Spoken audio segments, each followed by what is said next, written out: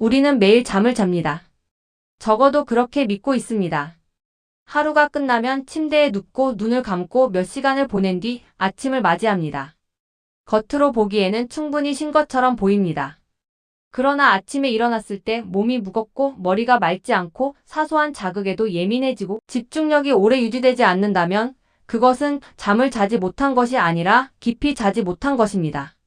수면 시간은 확보했지만 수면의 질이 무너진 상태, 바로 그 지점이 문제의 시작입니다. 잠은 단순히 의식이 꺼지는 시간이 아닙니다.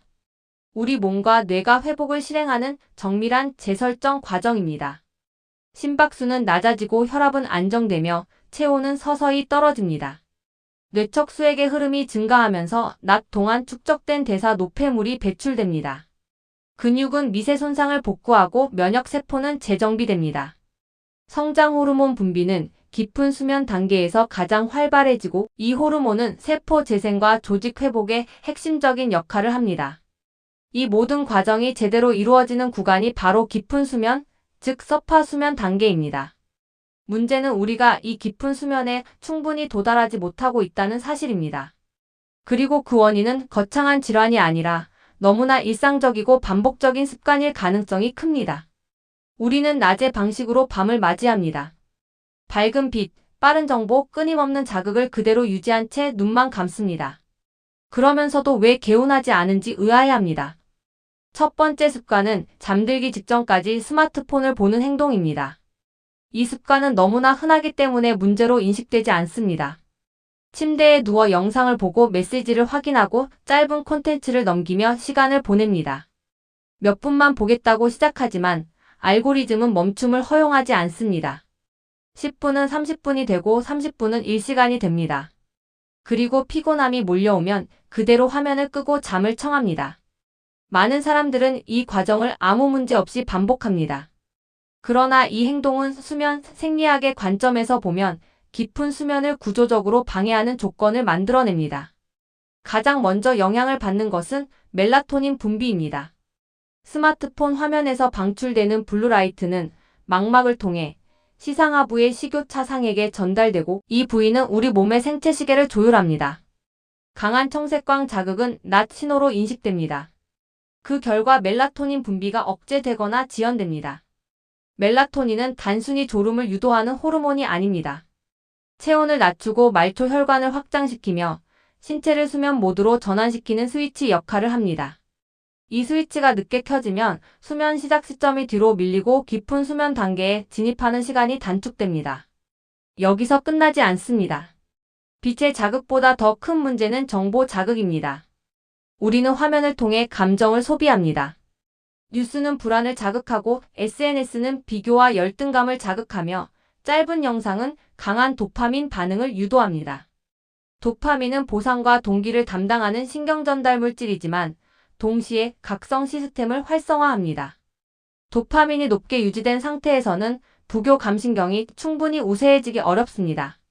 교감신경이 잔존한 상태에서 잠에 들면 겉으로는 잠든 것처럼 보여도 뇌의 일부는 여전히 활동 모드를 유지합니다. 이 상태에서는 깊은 수면 단계로의 안정적인 진입이 방해됩니다. 서파 수면의 지속시간이 줄어들고 얕은 수면 단계가 늘어납니다. 그 결과 자다가 자주 깨거나 꿈을 많이 꾸거나 아침에 피로가 남습니다. 사람들은 이렇게 말합니다. 나는 스마트폰을 보다가도 바로 잠든다. 그러나 잠드는 속도와 수면의 질은 별개의 문제입니다. 피로가 극도로 누적되면 우리는 자극이 남아있어도 의식을 잃듯 잠들 수 있습니다. 하지만 깊은 수면의 밀도는 수면 직전 뇌 상태의 안정도에 의해 결정됩니다. 흥분된 상태에서 시작된 수면은 회복의 효율이 떨어집니다. 또 하나의 중요한 요소는 조건화입니다. 뇌는 공간과 행동을 연결합니다. 침대에서 지속적으로 영상을 보고 메시지를 확인하면 침대는 휴식의 공간이 아니라 자극의 공간으로 학습됩니다. 그러면 불을 끄고 누워도 생각이 멈추지 않습니다. 자동으로 각성 모드가 켜집니다. 이 조건화가 반복되면 불면의 전조가 나타납니다. 잠들기까지 시간이 길어지고 사소한 소리에도 쉽게 깹니다. 결국 수면에 대한 불안이 생기고 그 불안 자체가 또 다른 각성을 만듭니다.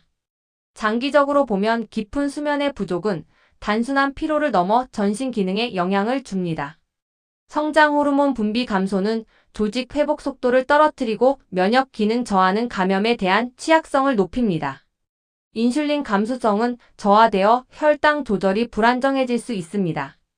감정 조절을 담당하는 전전두엽의 회복이 충분히 이루어지지 않으면 충동 조절 능력이 약화되고 사소한 스트레스에도 과민하게 반응하게 됩니다.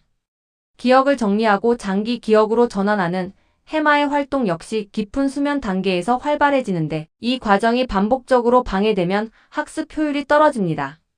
이 모든 변화는 하루 이틀에 드러나지 않습니다. 그러나 몇 달, 몇 년 단위로 누적되면 우리는 예전보다 덜 회복되는 몸과 뇌를 경험하게 됩니다. 나이가 들어서라고 생각할 수 있지만 실제로는 수면의 깊이가 서서히 얕아진 결과일 가능성이 큽니다. 해결의 시작은 복잡하지 않습니다. 잠들기 최소 60분 전에는 화면을 끄는 것입니다. 조명을 낮추고 자극적인 정보 입력을 중단하고 뇌가 낮 모드에서 밤 모드로 전환할 시간을 확보하는 것입니다. 이 전환 시간은 선택이 아니라 필수입니다. 낮과 밤 사이의 완충 구간이 확보될 때 멜라토닌 분비는 자연스럽게 상승하고 체온은 안정적으로 떨어지며 부교 감신경이 우세해집니다. 그 상태에서 시작된 수면은 깊이로 이어질 가능성이 높습니다. 우리는 종종 더 많은 시간을 자면 해결될 것이라고 생각합니다. 그러나 중요한 것은 길이가 아니라 깊이입니다.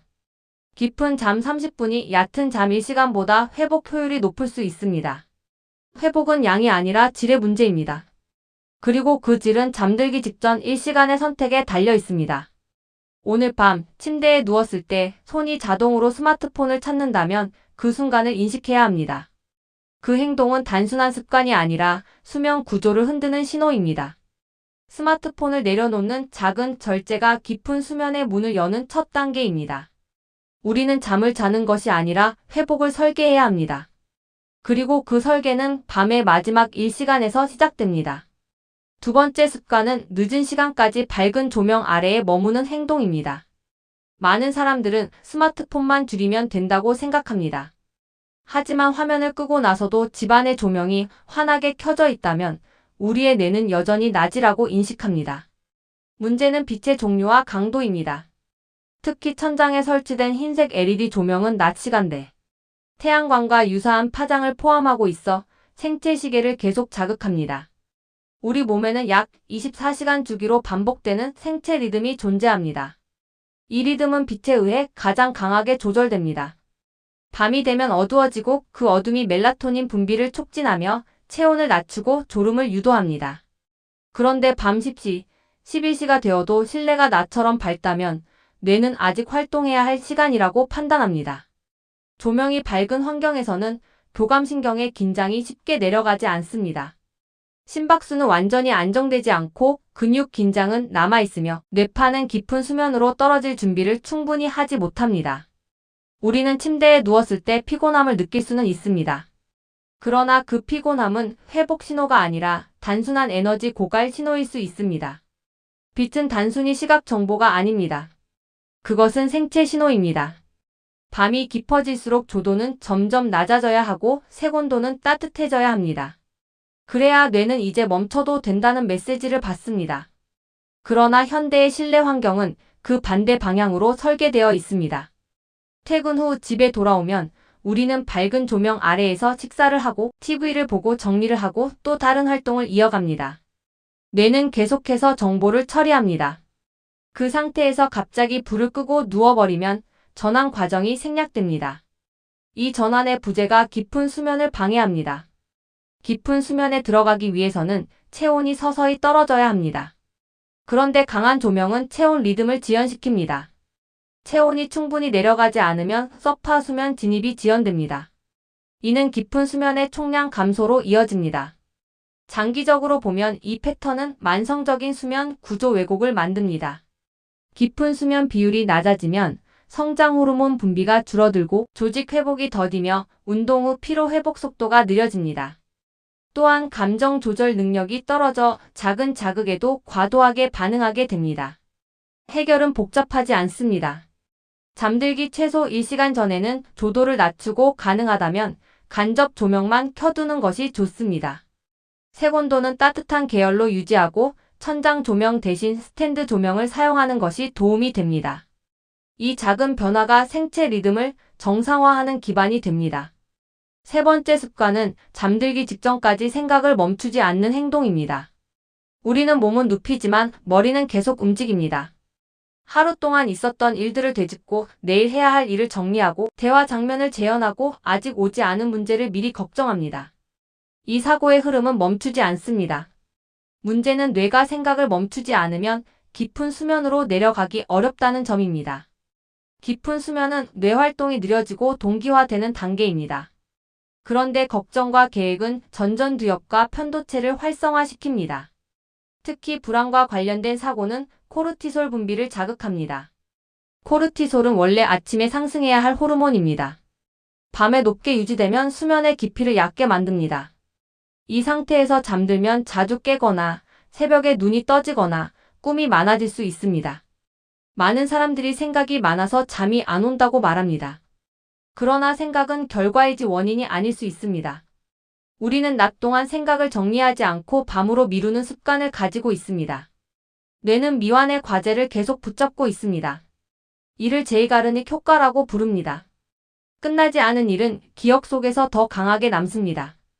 따라서 잠들기 전에 짧게라도 내일 할 일과 떠오르는 생각을 종이에 적어두는 것만으로도 뇌의 긴장을 낮출 수 있습니다. 잠은 멈춤의 기술입니다. 멈추지 못하는 사람은 깊이 내려가지 못합니다. 네 번째 습관은 늦은 시간에 과식 또는 음주입니다. 저녁 식사가 늦어지거나 야식이 일상이 되면 소화기관은 밤에도 계속 활동합니다. 깊은 수면 단계에서는 소화 기능이 느려지고 에너지가 회복에 집중되어야 합니다. 그런데 위장이 계속 일을 하고 있다면 신체는 완전히 휴식 모드로 전환되지 못합니다. 특히 음주는 더 큰 문제를 만듭니다. 술은 일시적으로 졸음을 유도할 수 있지만 수면 구조를 파괴합니다. 알코올은 초반에 얕은 수면을 유도하지만 몇 시간 뒤 각성을 증가시키고 깊은 수면 비율을 감소시킵니다. 그 결과 새벽 각성이 잦아지고 전체 수면의 질이 떨어집니다. 마지막 다섯 번째 습관은 일정하지 않은 수면 시간입니다. 주중과 주말의 기상 시간이 크게 다르면 생체 시계는 혼란을 겪습니다. 이를 사회적 시차라고 부르기도 합니다. 늦게 자고 늦게 일어나는 패턴이 반복되면 멜라토닌 분비 리듬이 밀리고 깊은 수면이 가장 많이 나타나야 할 시간대가 흐트러집니다. 깊은 수면은 보통 잠든 후 초반 3시간 안에 집중됩니다. 그런데 취침 시간이 매일 달라지면 이 구조가 불안정해집니다. 결국 회복의 핵심 구간이 흔들리게 됩니다. 수면은 의지가 아니라 리듬입니다. 리듬은 반복을 통해 강화됩니다. 매일 비슷한 시간에 잠들고 일어나는 단순한 규칙이 깊은 수면의 토대를 만듭니다. 우리는 더 많은 정보를 찾고 더 복잡한 방법을 배우려 하지만 깊은 잠은 이미 알고 있는 기본에서 시작됩니다. 빛을 줄이고 자극을 멈추고 생각을 정리하고 소화를 마치고 시간을 일정하게 유지하는 것. 이 5가지가 무너지면 깊은 수면은 서서히 사라집니다. 잠은 하루의 마지막이 아니라 다음 날의 시작입니다. 오늘 밤의 선택이 내일의 집중력과 감정 회복력을 결정합니다.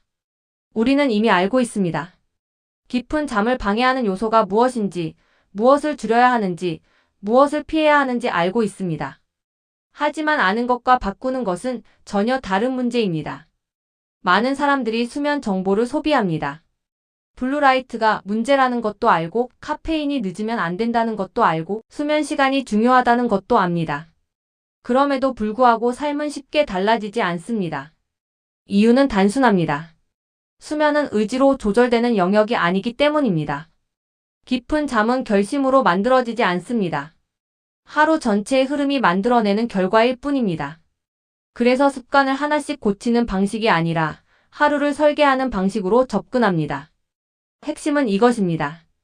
잠을 잘 자는 사람은 밤을 잘 보내는 사람이 아니라 하루를 잘 배열한 사람입니다.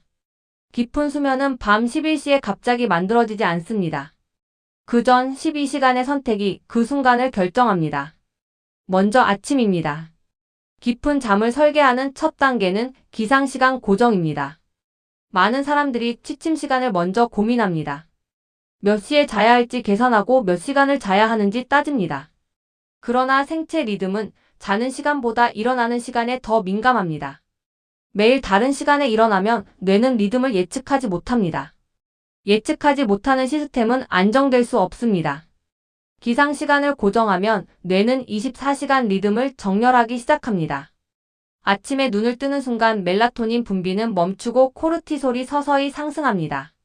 이 상승은 비정상이 아니라 정상적인 각성 신호입니다. 문제는 이 리듬이 불규칙할 때 발생합니다. 어제는 7시에 일어났고 오늘은 10시에 일어났다면 멜라토닌 리듬은 밀리고 깊은 수면이 가장 많이 나와야 할 구간도 흔들립니다. 그래서 첫 번째 원칙은 단순합니다. 취침 시간이 늦어졌더라도 기상 시간은 크게 흔들지 않는 것입니다. 이 한 가지 규칙이 수면 구조를 안정시키는 출발점이 됩니다. 기상 후 30분 이내 가능한 한 밝은 빛을 봅니다. 자연광이 가장 좋습니다.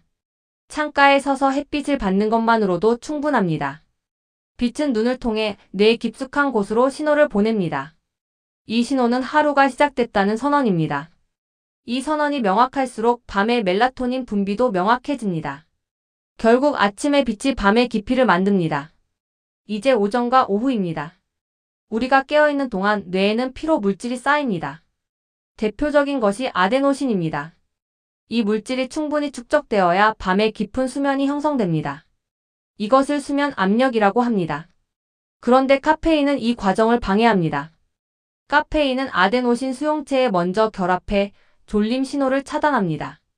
그래서 덜 피곤한 것처럼 느끼지만 실제로 피로가 사라진 것은 아닙니다. 늦은 시간까지 카페인을 섭취하면 수면 압력이 충분히 쌓이지 않습니다. 그 결과 깊은 수면의 밀도가 낮아집니다. 최소 취침 8시간 전에는 카페인을 중단하는 것이 좋습니다.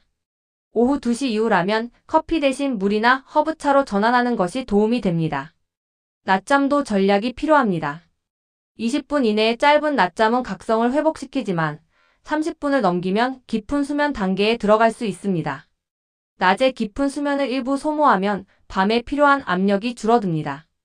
밤에 깊이 자고 싶다면 낮에는 지나치게 깊이 자지 않는 것이 중요합니다. 이제 저녁으로 넘어갑니다. 저녁은 수면의 전환 구간입니다. 많은 사람들이 저녁 시간을 낮의 연장선처럼 사용합니다. 밝은 조명, 강한 자극, 늦은 식사, 강도 높은 운동, 끊임없는 정보 입력. 이런 상태에서 갑자기 잠을 기대하는 것은 브레이크 없이 급정지하려는 것과 같습니다. 저녁 식사는 취침 최소 3시간 전에 마칩니다. 소화는 생각보다 많은 에너지를 사용합니다. 위장이 활동하는 동안 신체는 완전한 회복 모드로 전환되지 않습니다. 특히 과식은 야간 체온을 상승시키고 깊은 수면 진입을 지연시킵니다. 음주는 더 복잡한 문제를 만듭니다. 술은 일시적으로 졸음을 유도하지만 수면 구조를 분절시킵니다. 초반에는 얕은 수면을 빠르게 만들지만 몇 시간 후 각성을 증가시키고 깊은 수면 비율을 감소시킵니다. 그래서 술을 마신 날 유난히 새벽에 자주 깨고 아침이 무거운 것입니다. 저녁 운동은 강도를 조절해야 합니다. 격렬한 운동은 체온과 심박을 높여 교감신경을 활성화합니다. 깊은 수면은 부교감신경이 우세할 때 가장 잘 형성됩니다. 운동은 필요하지만 취침 직전이 아니라 적어도 2-3시간 전에 마치는 것이 좋습니다. 이제 취침 90분 전입니다. 이 시간은 전환의 핵심 구간입니다. 조명을 낮춥니다. 천장 조명을 끄고 간접 조명만 남깁니다. 빛의 강도는 뇌의 각성도를 직접적으로 조절합니다. 동시에 화면 사용을 줄입니다. 단순히 밝기를 낮추는 것이 아니라 정보 입력 자체를 멈추는 것이 중요합니다. 뇌는 낮 동안 수많은 정보를 처리했습니다. 밤에는 정리할 시간이 필요합니다. 그래서 이 시간에는 입력이 아니라 배출을 합니다. 오늘 있었던 일 중 마음에 남은 생각을 적고 내일 해야 할 일도 간단히 정리합니다. 머릿속에 떠다니는 생각을 종이 위로 꺼내놓는 순간 뇌의 긴장은 낮아집니다. 미완의 과제가 줄어들수록 야간 각성도 감소합니다. 그 다음은 체온 조절입니다. 미지근한 물로 샤워하면 말초 혈관이 확장됩니다. 샤워 후 체온이 서서히 내려가면서 수면 유도가 촉진됩니다. 체온 하강은 깊은 수면을 향한 생리적 신호입니다. 이제 취침 30분 전입니다. 침대는 오직 수면을 위한 공간으로 유지합니다. 침대에서 스마트폰을 보지 않고 업무를 하지 않습니다. 공간은 조건화됩니다. 그곳에 들어가는 순간 뇌가 자동으로 휴식 모드로 전환되도록 만들어야 합니다. 졸림이 올라올 때 침대로 갑니다. 억지로 눕는 것이 아니라 자연스러운 신호를 기다립니다. 누웠을 때 생각이 떠오르면 억지로 밀어내지 않습니다. 대신 호흡으로 주의를 옮깁니다. 들이마시고 천천히 내쉽니다. 호흡이 느려질수록 심박이 내려가고 뇌파가 동기화됩니다. 깊은 수면은 강제로 끌어당길 수 없습니다.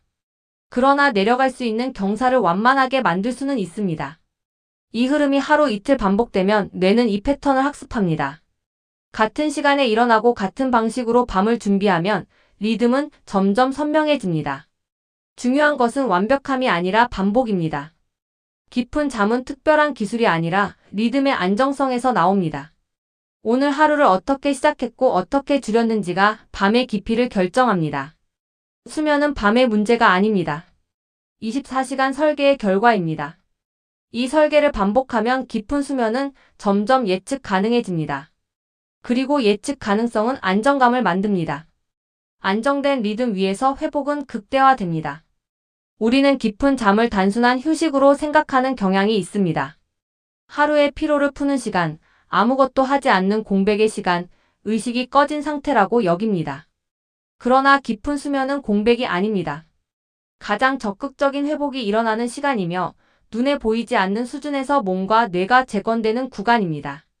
그 재건이 무너질 때 어떤 일이 벌어지는지, 깊은 잠이 줄어들면 우리 몸과 뇌에 어떤 변화가 생기는지 하나씩 따라가 보겠습니다. 이 변화는 하루 만에 드러나지 않을 수도 있습니다.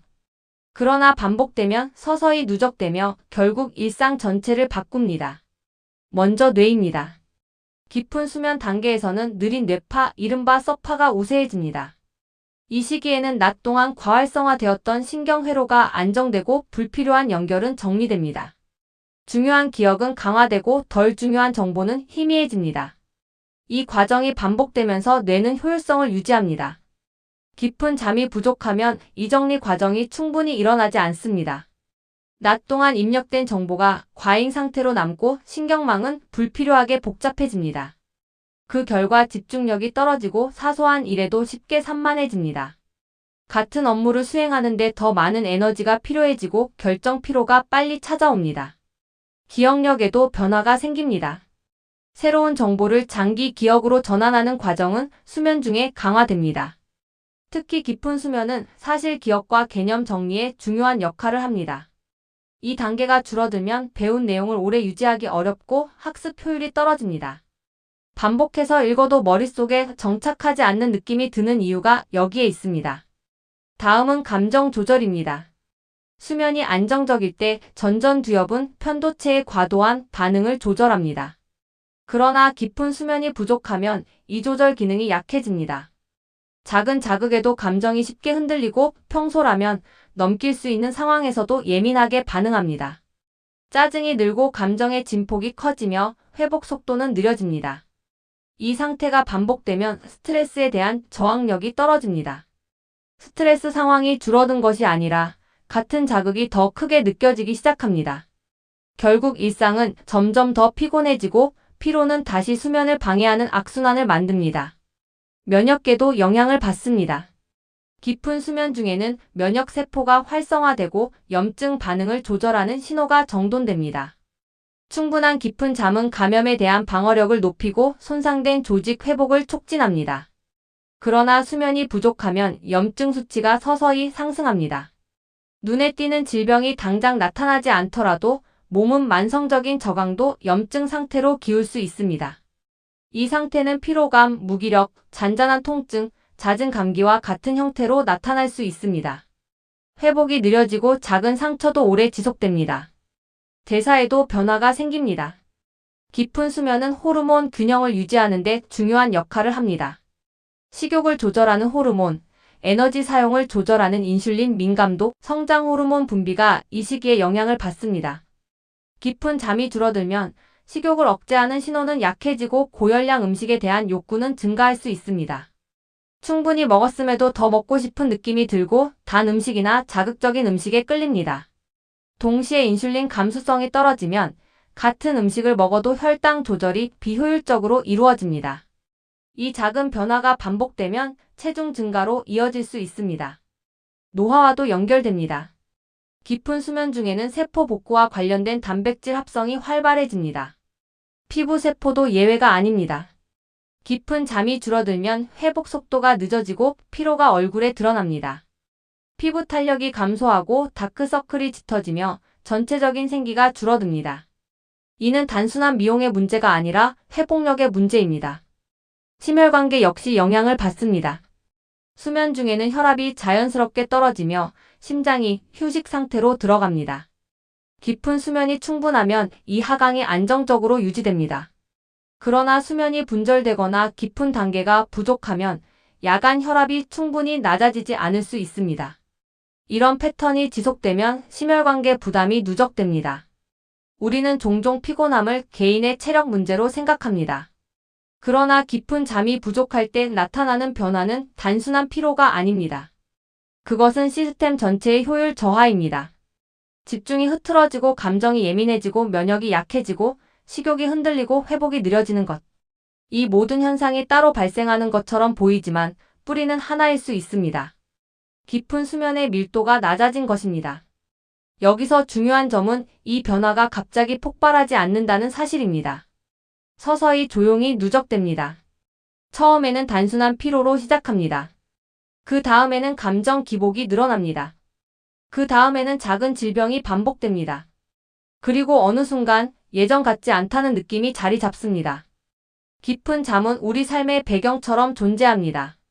평소에는 의식하지 않지만 줄어들면 모든 것이 조금씩 흔들립니다. 우리가 수면을 다시 설계해야 하는 이유는 단지 아침을 상쾌하게 시작하기 위해서가 아닙니다. 뇌의 정리, 감정의 안정, 면역의 균형, 대사의 조절, 회복의 속도를 지키기 위해서입니다. 깊은 잠은 선택이 아니라 기반입니다. 기반이 약해지면 위에 쌓인 모든 것이 흔들립니다. 지금 느끼는 작은 피로, 사소한 예민함, 잦은 무기력은 우연이 아닐 수 있습니다. 몸은 신호를 보내고 있습니다. 그리고 그 신호의 중심에는 깊은 수면이 있습니다. 우리는 밤을 가볍게 넘길 수 있지만 몸은 그렇지 않습니다. 몸은 매일 밤 회복을 시도합니다. 그 기회를 충분히 주지 않으면 회복은 미뤄지고 손상은 남습니다. 깊은 잠을 되찾는다는 것은 단순히 오래 자는 것이 아닙니다. 밀도를 회복하는 것입니다. 서파가 충분히 형성되고 신경망이 정리되고 호르몬이 균형을 찾는 시간을 확보하는 것입니다. 이제 선택은 분명해집니다. 우리는 밤을 소비할 것인지 회복에 투자할 것인지 결정해야 합니다. 깊은 잠은 조용히 우리를 지탱합니다. 그리고 그 기반을 다시 세우는 일은 오늘 밤부터 시작할 수 있습니다. 깊은 잠이 무너질 때 어떤 변화가 일어나는지 우리는 이미 살펴봤습니다. 뇌의 정리 기능이 흔들리고 감정의 안정성이 낮아지고 면역과 대사, 회복 속도가 서서히 떨어진다는 사실을 확인했습니다. 이제 질문은 하나로 모입니다. 그렇다면 우리는 깊은 수면의 밀도를 어떻게 다시 끌어올릴 수 있을까? 단순히 일찍 자는 것으로 충분할까? 수면 시간을 늘리면 자동으로 해결될까? 현실은 그렇지 않습니다. 침대에 누워있는 시간이 길어도 깊은 수면의 비율은 낮을 수 있습니다. 중요한 것은 총 시간이 아니라 구조입니다. 그리고 그 구조는 환경, 행동, 심리, 리듬이라는 4개의 축 위에서 결정됩니다. 지금부터 이 4가지 축을 하나로 묶어 깊은 수면을 강화하는 통합 전략을 설계합니다. 먼저 환경입니다. 우리가 잠드는 공간은 단순한 방이 아닙니다. 뇌가 이제 회복을 시작해도 된다고 판단하는 신호의 집합체입니다. 환경은 의식보다 빠르게 자율신경에 영향을 줍니다. 첫 번째는 빛입니다. 빛은 수면을 가장 강력하게 조절하는 외부 자극입니다. 문제는 우리가 생각하는 것보다 훨씬 낮은 조도에서도 뇌가 각성 신호를 받을 수 있다는 점입니다. 취침 1시간 전부터는 조명을 단계적으로 낮추는 것이 좋습니다. 단번에 끄는 것이 아니라 점진적으로 어둡게 만듭니다. 이 점진성이 중요합니다. 뇌는 갑작스러운 변화보다 부드러운 전환에 더 안정적으로 반응합니다. 두 번째는 온도입니다. 깊은 수면은 체온이 서서히 내려갈 때 가장 잘 형성됩니다. 실내 온도가 너무 높으면 체온 하강이 방해됩니다. 반대로 지나치게 낮아도 근육이 긴장할 수 있습니다. 중요한 것은 시원하다고 느껴질 정도의 환경입니다. 잠들기 전 따뜻한 샤워나 족욕은 말초 혈관을 확장시켜 이후 체온이 떨어지는 속도를 자연스럽게 만듭니다. 이 하강 곡선이 깊은 수면의 진입을 부드럽게 합니다. 세 번째는 소리입니다. 완전한 정적이 오히려 작은 소음에 민감하게 만들 수 있습니다. 일정하고 예측 가능한 배경음은 갑작스러운 소음에 대한 반응을 완화할 수 있습니다. 핵심은 예측 가능성입니다. 뇌는 예측 가능한 자극을 위협으로 인식하지 않습니다. 이제 행동으로 넘어갑니다. 행동은 수면 압력을 만드는 과정입니다. 깊은 수면은 피로의 부산물이 아니라 충분히 쌓인 수면 압력의 결과입니다. 낮 동안 몸과 뇌를 적절히 사용하지 않으면 밤의 깊이는 얕아질 수 있습니다. 첫 번째는 신체 활동입니다. 규칙적인 움직임은 아데노신 축적을 촉진하고 체온 리듬을 명확하게 만듭니다. 단 타이밍이 중요합니다. 취침 직전의 고강도 운동은 교감신경을 자극해 각성을 유지시킬 수 있습니다. 가장 이상적인 시점은 오전에서 이른 저녁 사이입니다. 몸을 충분히 사용하되 밤에는 서서히 속도를 줄입니다. 두 번째는 식사 리듬입니다. 불규칙한 식사는 생체 시계를 혼란스럽게 만듭니다. 특히 야식은 체온과 소화 활동을 유지시켜 깊은 수면의 초반 구간을 방해합니다. 깊은 수면은 주로 잠든 직후 첫 3시간에 집중됩니다. 이 구간을 보호하는 것이 핵심입니다. 저녁 식사는 가볍게, 취침 최소 3시간 전에 마치는 것이 구조적으로 유리합니다. 세 번째는 카페인과 알코올의 관리입니다. 카페인은 각성을 지연시키고 알코올은 수면 구조를 분절시킵니다.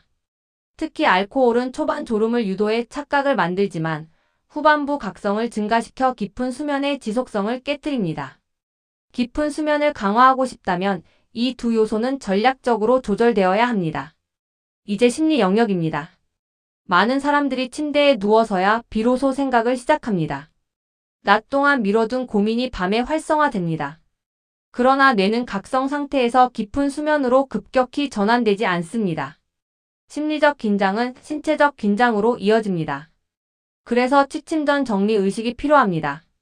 오늘 있었던 일 중 미해결된 생각을 종이에 적습니다. 내일 해야 할 일을 간단히 목록으로 만듭니다. 중요한 것은 완벽한 계획이 아니라 밖으로 꺼내는 행위입니다. 생각이 머릿속에만 있을 때 뇌는 계속 반복합니다. 그러나 글로 옮겨지면 처리된 정보로 인식합니다. 호흡 또한 강력한 도구입니다. 호흡은 의식과 자율신경을 연결하는 통로입니다. 들이마시는 시간보다 내쉬는 시간을 조금 더 길게 유지하면 부교 감신경이 활성화됩니다. 이 작은 변화가 심박을 낮추고 근육 긴장을 줄입니다. 반복될수록 뇌는 이 패턴을 수면 전 신호로 학습합니다. 마지막 축은 리듬입니다. 깊은 수면은 하루의 리듬이 안정될 때 가장 잘 형성됩니다. 기상시간이 흔들리면 전체 구조가 밀립니다. 주말에 늦잠을 자고 평일에 다시 당겨오는 패턴은 사회적 시차를 만듭니다. 이 시차가 반복되면 깊은 수면의 예측 가능성이 낮아집니다. 리듬을 지킨다는 것은 완벽하게 통제하는 것이 아니라 큰 변동을 줄이는 것입니다. 하루 이틀의 흔들림은 회복할 수 있습니다. 그러나 매주 반복되는 불규칙성은 구조를 약화시킵니다. 여기서 중요한 사실이 하나 있습니다. 깊은 수면은 즉각적인 보상이 아닙니다. 오늘 환경을 바꿨다고 오늘 밤 바로 극적인 변화가 나타나지 않을 수도 있습니다. 그러나 뇌는 반복을 통해 학습합니다. 같은 시간에 빛을 받고 같은 시간에 속도를 줄이고 같은 방식으로 긴장을 풀면 신경계는 그 흐름을 예측합니다. 예측 가능성은 안정성을 만들고 안정성은 깊이를 만듭니다. 깊은 잠은 기술이 아니라 조건의 결과입니다. 우리가 할 수 있는 일은 조건을 정렬하는 것입니다. 빛을 조절하고 체온을 관리하고 자극을 줄이고 생각을 정리하고 리듬을 지키는 것. 이 모든 요소가 동시에 작동할 때 깊은 수면의 밀도는 서서히 회복됩니다.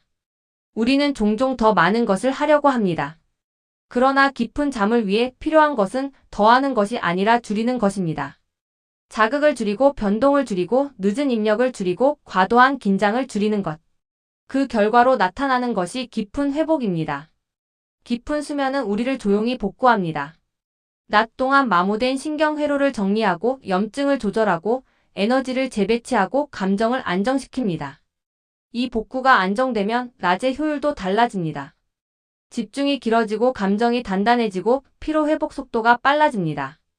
결국 수면은 밤의 문제가 아니라 삶의 기반입니다. 기반을 강화하면 위에 쌓인 모든 것이 안정됩니다. 앞서 제시한 4가지 축 환경, 행동, 심리, 리듬을 동시에 바라보십시오. 하나만 바꾸는 것이 아니라 흐름 전체를 설계하십시오. 깊은 잠은 그 흐름 속에서 자연스럽게 만들어집니다. 이제 우리는 이론을 충분히 이해했습니다. 깊은 수면이 왜 중요한지, 무엇이 그것을 방해하는지, 어떤 구조 위에서 회복이 이루어지는지 확인했습니다. 이제 남은 것은 실행입니다. 실제로 적용할 수 있는 7일간의 깊은 수면 리셋 프로토콜을 제시합니다. 이 프로토콜은 극단적인 변화가 아니라 리듬을 재정렬하기 위한 구조적 재배치입니다. 중요한 것은 완벽함이 아니라 일관성입니다. 7일 동안 같은 흐름을 반복하면 신경계는 새로운 기준을 학습하기 시작합니다. 첫째 날 기준 설정입니다. 가장 먼저 할 일은 기상 시간을 고정하는 것입니다.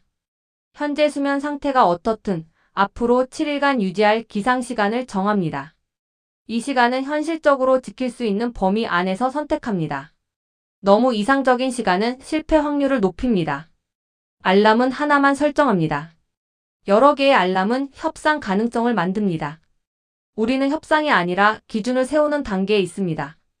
기상 후 10분 안에 빛을 봅니다. 커튼을 열고 창가에 서십시오. 흐린 날이어도 괜찮습니다. 중요한 것은 빛의 방향입니다. 눈을 통해 들어오는 빛이 생체 시계를 재설정합니다. 동시에 물 한 컵을 마십니다. 탈수 상태는 피로감을 증폭시키기 때문에 아침 수분 보충은 리듬을 안정시키는 기본 요소입니다. 낮 동안은 카페인 섭취 시간을 기록합니다. 섭취 자체를 바로 줄이지 않아도 됩니다. 먼저 패턴을 인식합니다. 몇 시에 얼마나 마시는지 확인하는 것이 출발점입니다. 둘째 날 수면 압력 강화입니다. 이날은 의도적으로 신체 활동을 추가합니다. 거창한 운동이 아니라도 좋습니다. 30분 빠르게 걷기, 계단 오르기, 가벼운 근력 운동. 목표는 몸을 적절히 사용하는 것입니다. 신체 활동은 아데노신 축적을 촉진해 밤의 수면 압력을 강화합니다. 낮잠은 20분 이내로 제한합니다. 가능하다면 오후 3시 이전에 마칩니다. 수면 압력을 보호하기 위한 조치입니다. 저녁에는 평소보다 30분 일찍 조명을 낮춥니다.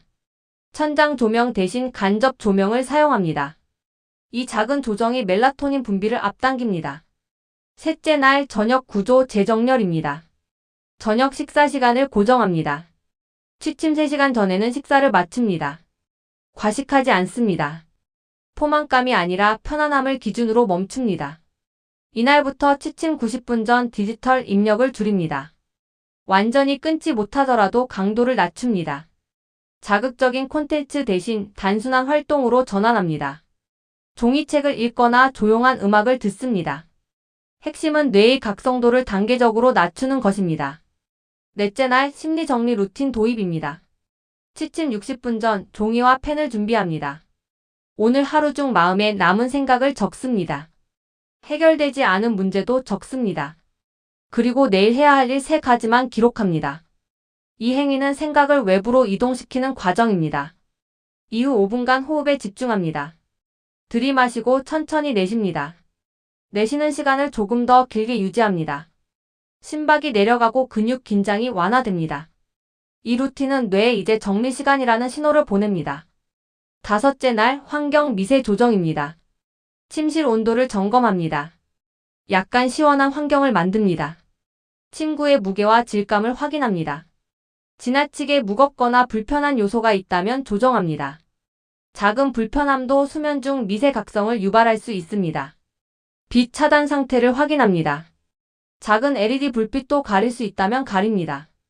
완전한 암흑이 어렵다면 최소한 시야에 직접 들어오는 광원은 제거합니다. 여섯째 날 일관성 강화입니다. 주말이라도 기상 시간을 크게 흔들지 않습니다.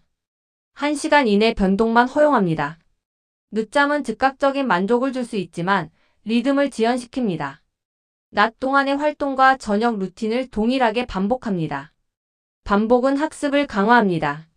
뇌는 패턴을 인식하고 예측합니다. 예측 가능한 흐름은 안정성을 만듭니다. 일곱째 날 통합 점검입니다. 지난 6일간의 변화를 돌아봅니다. 잠드는 속도, 중간 각성 횟수, 아침의 선명도를 관찰합니다. 극적인 변화가 없더라도 괜찮습니다. 중요한 것은 구조가 정렬되기 시작했다는 점입니다. 이 7일은 완성이 아니라 초기화 과정입니다. 깊은 수면은 하루 만에 복구되지 않습니다.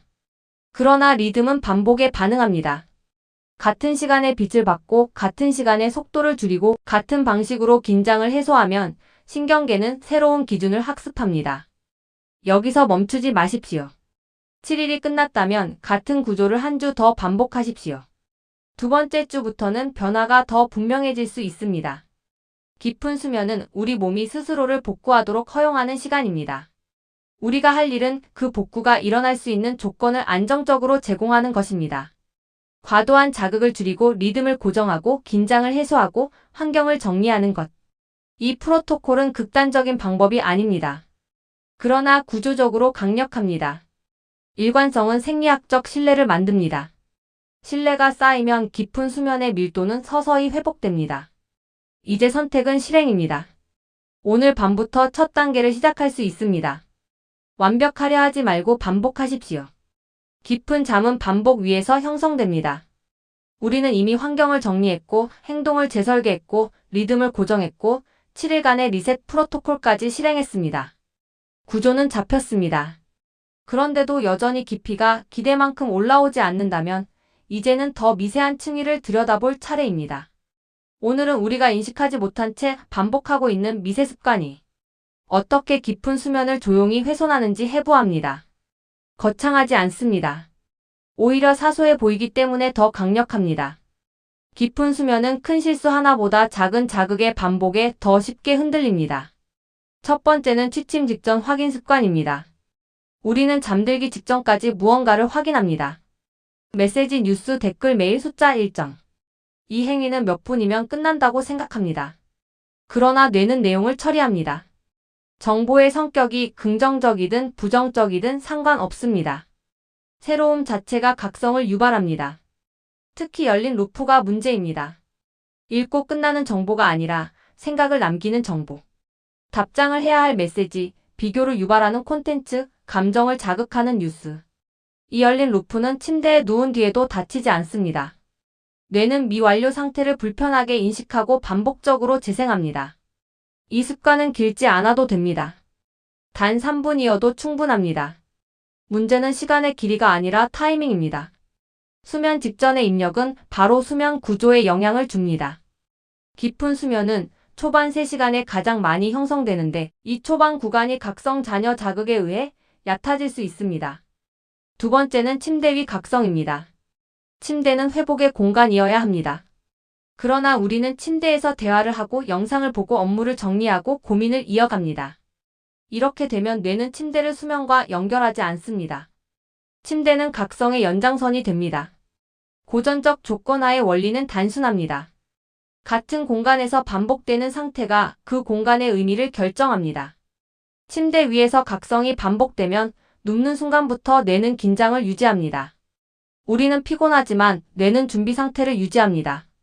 세 번째는 불규칙한 저녁 자극 강도입니다. 어떤 날은 조용히 보내고 어떤 날은 강한 자극에 노출됩니다. 문제는 자극의 강도가 아니라 예측 불가능성입니다.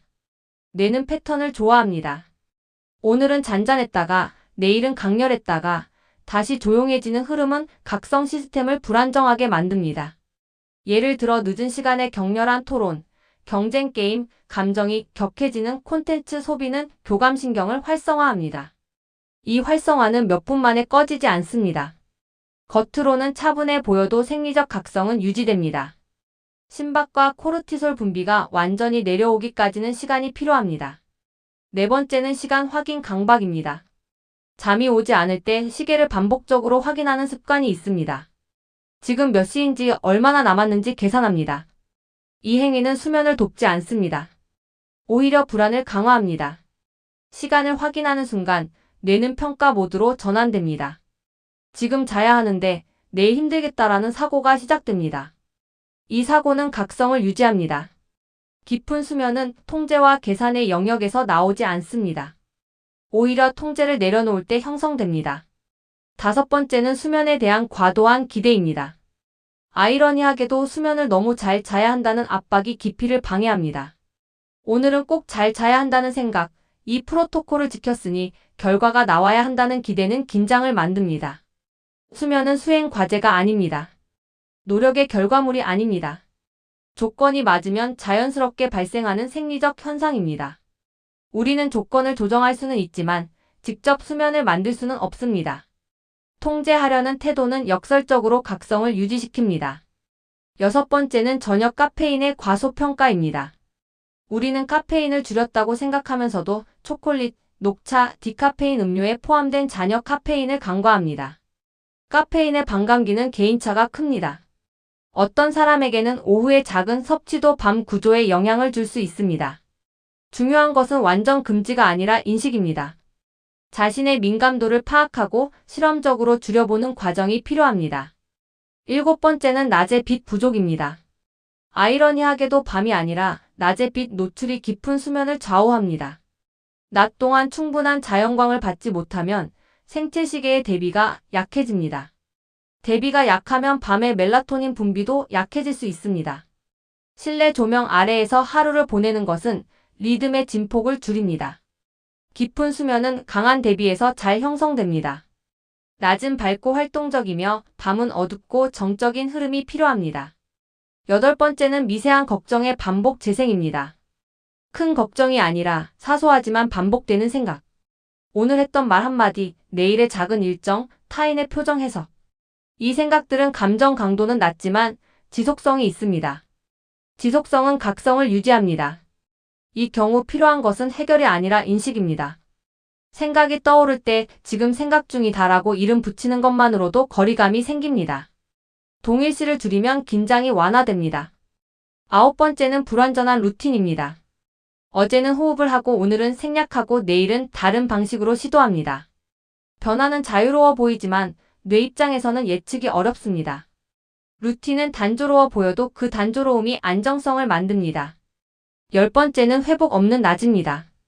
우리는 밤에만 회복을 기대합니다. 그러나 낮 동안 과도한 긴장을 유지하면 밤의 깊이는 얕아집니다. 짧은 휴식, 5분의 스트레칭, 잠깐의 눈 감기. 이런 미세 회복이 누적되어 밤의 안정성을 돕습니다.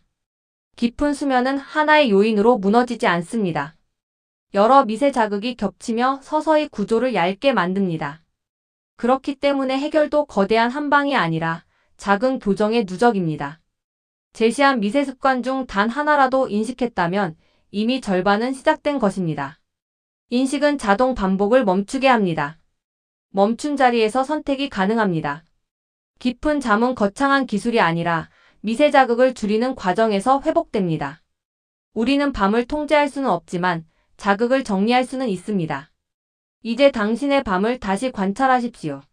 어떤 작은 반복이 남아있는지, 어떤 미세 자극이 끊기지 않는지 확인하십시오. 깊이는 세밀함에서 회복됩니다. 우리는 지금까지 구조를 정리했고 미세 습관을 해부했고 반복의 힘을 이해했습니다. 이제는 한 단계 더 들어갑니다. 같은 방법을 적용해도 사람마다 결과가 다르게 나타나는 이유를 다루어야 합니다. 깊은 수면은 보편적인 원리를 따르지만 개인의 각성 패턴과 신경계 특성에 따라 반응 방식이 달라집니다. 이제 수면 유형을 4가지로 나누어 분석합니다. 당신이 어떤 유형에 가까운지 스스로 점검하면서 들으십시오. 이 분석은 낙인이 아니라 방향 설정입니다.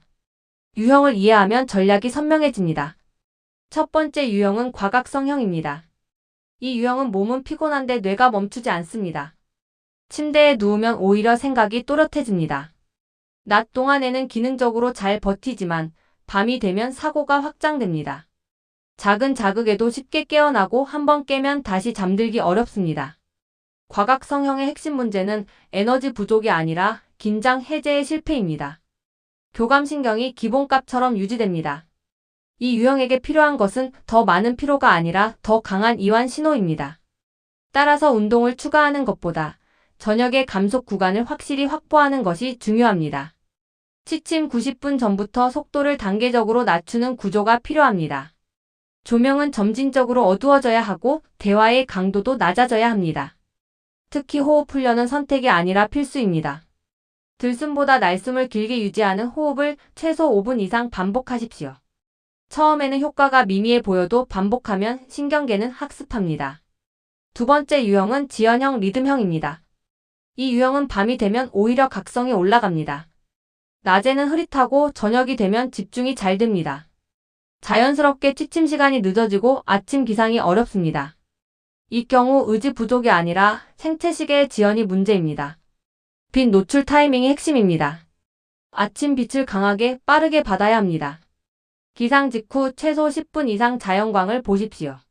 가능하다면 가벼운 산책을 추가하십시오. 반대로 밤의 빛은 과감히 줄여야 합니다. 특히 화면 빛은 생체시계를 뒤로 미룹니다. 이 유형은 조금만 더가 치명적입니다. 취침 목표 시간보다 30분 먼저 모든 자극을 차단하는 결단이 필요합니다. 세 번째 유형은 중간 각성 반복형입니다. 잠드는 것은 비교적 빠르지만 새벽에 여러 번 깹니다. 화장실 소리, 생각, 이유를 정확히 알 수 없는 각성.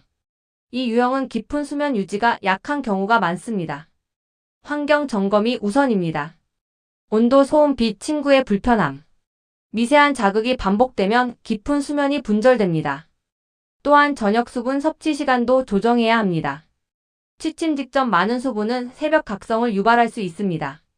이 유형에게 중요한 것은 깼을 때의 태도입니다. 시계를 보지 마십시오. 억지로 자려고 애쓰지 마십시오. 깨어있음에 과도한 의미를 부여하지 마십시오. 짧은 각성은 정상 범위일 수 있습니다. 불안이 깊이를 더 약화시킵니다. 네 번째 유형은 만성 수면 부족형입니다. 이 유형은 깊이 이전에 총량이 부족합니다. 늦게 자고 일찍 일어나는 패턴이 반복됩니다. 피로가 누적되지만 구조를 바꾸지 못합니다. 이 경우 전략은 단순합니다. 취침 시간을 앞당기는 것보다 먼저 기상 시간을 고정하십시오. 그리고 낮에 졸음을 견디십시오. 초기에는 힘들 수 있습니다. 그러나 며칠 지나면 수면 압력이 재정렬됩니다. 이 유형은 종종 주말에 보상 수면을 시도합니다. 그러나 과도한 늦잠은 리듬을 다시 흐트러뜨립니다. 1시간 이내 변동만 허용하십시오. 이 네 가지 유형은 완전히 분리되어 있지 않습니다. 두 가지 특성이 섞여 있을 수 있습니다. 중요한 것은 자신의 주된 패턴을 인식하는 것입니다. 이제 유형별 공통 전략을 정리합니다. 첫째, 일관성은 모든 유형의 기본입니다. 시간의 반복은 신경계의 안정성을 만듭니다. 둘째, 자극은 점진적으로 낮춰야 합니다. 갑작스러운 차단은 반발을 부를 수 있습니다. 단계적 감속이 필요합니다. 셋째, 수면을 성취하려 하지 마십시오. 조건을 만들고 결과는 기다리십시오. 넷째, 낮을 관리하십시오. 낮의 빛, 활동, 휴식이 밤을 결정합니다. 다섯째, 기록하십시오. 수면 시간, 각성 횟수, 낮의 에너지 수준. 기록은 감정이 아니라 데이터를 기반으로 조정하게 만듭니다. 깊은 수면은 개인화된 전략 위에서 회복됩니다. 남의 방법이 아니라 자신의 패턴을 이해하는 것이 출발점입니다. 자신이 어느 유형에 가까운지 조용히 적어 보십시오. 그리고 해당 전략을 최소 7일간 유지하십시오.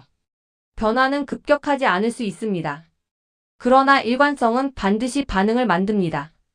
수면은 고칠 대상이 아니라 조율할 대상입니다. 우리는 고장이 아니라 불균형을 다루고 있습니다. 불균형은 반복으로 재정렬됩니다. 지금까지 우리는 깊은 수면을 방해하는 원인, 미세 습관, 유형 분석, 리셋 프로토콜까지 다뤘습니다. 이제 남은 것은 단 하나입니다. 지속 가능성. 많은 사람이 수면을 바꾸려다 실패하는 이유는 방법이 틀려서가 아니라 유지 구조가 없기 때문입니다. 처음 며칠은 의지가 작동합니다. 그러나 의지는 소모됩니다. 그래서 우리는 의지가 아니라 구조를 남겨야 합니다. 첫 번째, 기준점 하나만 남기십시오. 모든 것을 완벽하게 유지하려 하지 마십시오. 대신 단 하나, 절대 흔들지 않을 기준을 정합니다. 대부분의 경우 그것은 기상시간입니다. 취침은 흔들릴 수 있습니다. 그러나 기상시간은 기준이 됩니다. 이 한 가지가 유지되면 리듬은 완전히 무너지지 않습니다. 피곤하더라도 같은 시간에 일어나면 생체 시계는 다시 정렬됩니다. 늦잠은 즉각적인 위안을 주지만 리듬을 더 뒤로 밀어냅니다. 기준은 감정이 아니라 시간입니다. 두 번째, 수면을 평가하지 마십시오. 오늘은 깊었나? 왜 어제보다 얕지? 이런 평가는 긴장을 만듭니다. 수면은 주식 그래프가 아닙니다. 하루 단위로 해석하면 왜곡됩니다. 최소 일주일 단위로 보십시오. 평균을 보십시오. 깊은 수면은 파동처럼 움직입니다. 어느 날은 좋고 어느 날은 얕습니다. 문제는 하루가 아니라 추세입니다. 세 번째, 회복은 밤에만 일어나지 않습니다. 낮에 회복을 설계하십시오. 5분 멈춤, 짧은 스트레칭, 의도적인 느린 호흡. 낮 동안 긴장을 계속 쌓아두면 밤에 한 번에 풀리지 않습니다. 신경계는 서서히 내려와야 합니다.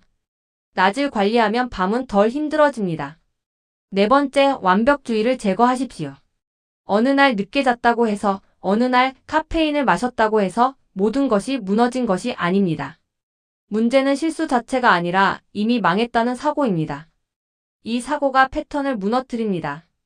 실수는 조정의 일부입니다. 다음 날 다시 기준으로 돌아오면 됩니다.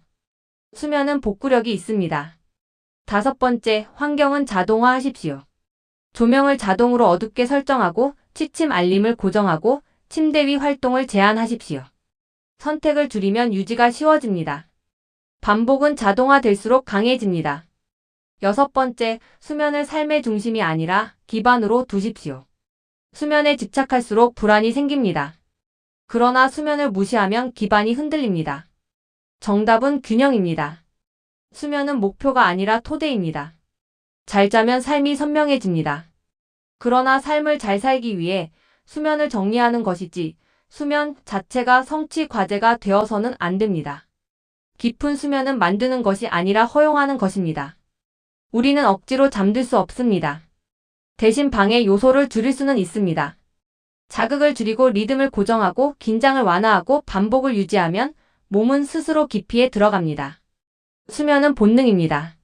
고장난 것이 아니라 과도한 자극 속에서 혼란스러웠을 뿐입니다. 구조를 정리하면 본래 기능은 돌아옵니다. 이제 당신이 할 일은 단순합니다. 기상시간을 고정하십시오. 저녁 자극을 줄이십시오. 침대는 수면 전용으로 사용하십시오. 그리고 하루 단위 평가를 멈추십시오. 이 네 가지만 남겨도 깊이는 달라집니다. 긴 시간 시청해주셔서 진심으로 감사드립니다. 영상이 유익하셨다면 좋아요와 구독을 눌러주십시오. 여기까지 실행했다면 당신은 이미 대부분의 사람들보다 앞서 있습니다.